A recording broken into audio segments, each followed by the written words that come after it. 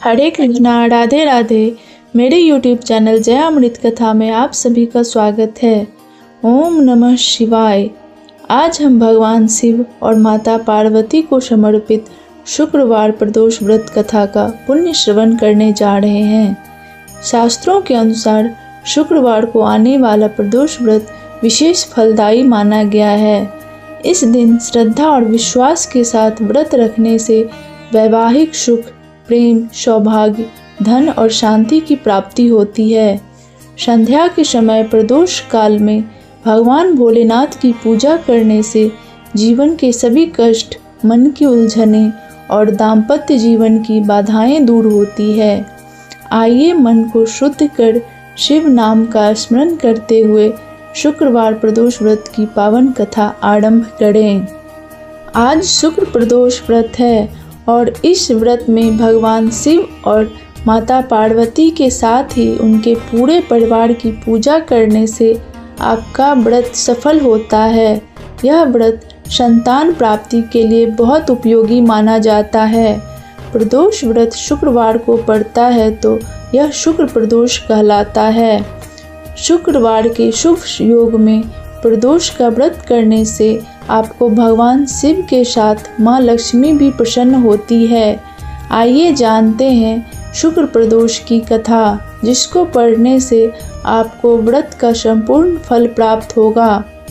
आज प्रदोष व्रत के साथ शुक्रवार का संयोग बना है, इसीलिए इसे शुक्र प्रदोष व्रत कहते हैं। शुक्र प्रदोष व्रत का महत्व शास्त्रों में बहुत ही खास बताया गया है। प्रदोष व्रत में भगवान शिव और माता पार्वती की पूजा की जाती है। यह व्रत संतान प्राप्ति के लिए बहुत ही असरदार माना जाता है। सच्चे मन से इस दिन शिव परिवार की पूजा करने से व्रती को संतान सुख की प्राप्ति होती है। व्रत करने वाले को शुक्र प्रदोष की कथा का पाठ करना जरूरी होता है, तभी इस व्रत का संपूर्ण फल प्राप्त होता है। आइए जानते हैं शुक्र प्रदोष व्रत की कथा। शुक्रवार के दिन जब भी त्रयोदशी तिथि का संयोग बनता है तब शुक्र प्रदोष व्रत लगता है। शुक्र प्रदोष व्रत के साथ चतुर्दशी तिथि का भी संयोग बन जाए तो यह और भी उत्तम होता है। तो आइए कथा शुरू करते हैं। सूत जी बोले, प्राचीन काल की बात है।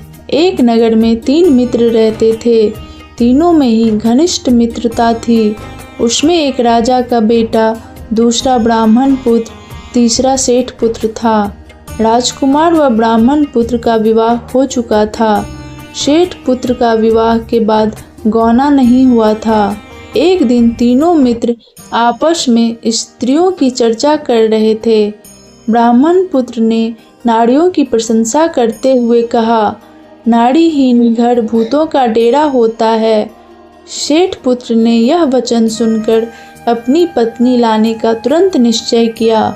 सेठ पुत्र अपने घर गया और अपने माता पिता को अपना निश्चय बताया। उन्होंने बेटे से कहा कि शुक्र देवता डूबे हुए हैं। इन दिनों बहू बेटियों को उनके घर से विदा करा कर लाना शुभ नहीं होता, अतः शुक्रोदय के बाद तुम अपनी पत्नी को विदा करा लाना। सेठ पुत्र अपनी जिद से टस से मस नहीं हुआ और अपनी ससुराल जा पहुंचा। सास ससुर को उसके इरादे का पता चला।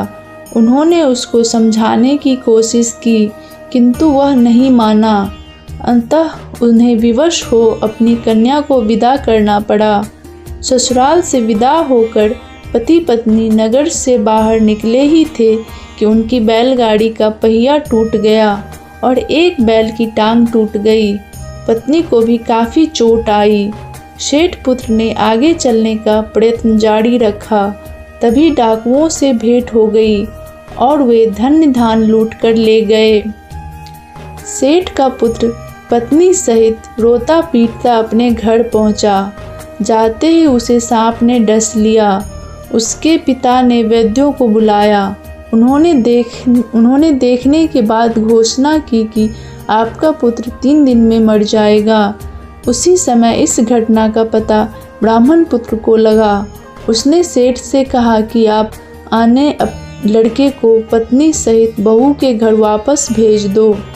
यह सारी बाधाएं इसी कारण से आई है।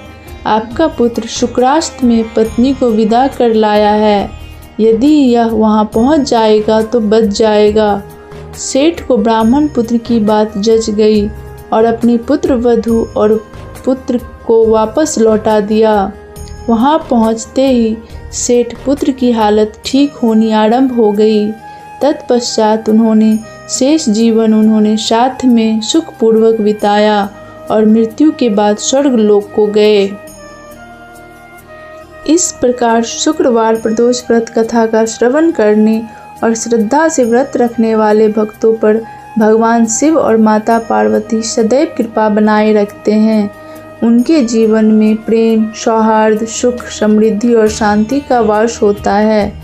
जो भी श्रद्धालु इस कथा को भक्ति भाव से सुनता है उसे अखंड सौभाग्य, मनोवांछित फल और शिव कृपा की प्राप्ति होती है। अंत में हम सभी भगवान शिव से यही प्रार्थना करते हैं कि वे हम पर अपनी असीम अनुकंपा बनाए रखें और हमारे जीवन के सभी कष्ट हर लें।